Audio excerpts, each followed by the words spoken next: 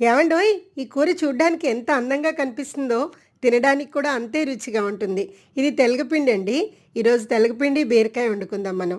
బీరకాయని చిన్న ముక్కలుగా కోసి ఉల్లిపాయలు పచ్చిమిరపకాయలు కడాయిలో వేసి ఈ ముక్కల్ని కూడా వేసుకుని చాలా కొంచెం అరకప్పు నీళ్ళు వేసి కొంచెం మగ్గనివ్వండి. 5 మినిట్స్లో బీరకాయ చక్కగా ఉడికిపోతుంది. దానిలో రుచికి సరిపడా ఉప్పు, పసుపు, కారం వేసుకుని ఒక్క 2 నిమిషాలు మగ్గనివ్వండి. తర్వాత దాన్ని బాగా కలుపుకుని మనం రెడీ చేసుకున్న తెలగపిండి ఉంది కదా, దాన్ని ఇందులో చక్కగా అంతా చల్లేయండి. ఇది నువ్వుల నూనె ఆడిన తర్వాత వచ్చే నువ్వుల పిండి. ఇది చాలా హెల్దీ అండి. సి విటమిన్ లేడీస్కి చాలా మంచిది.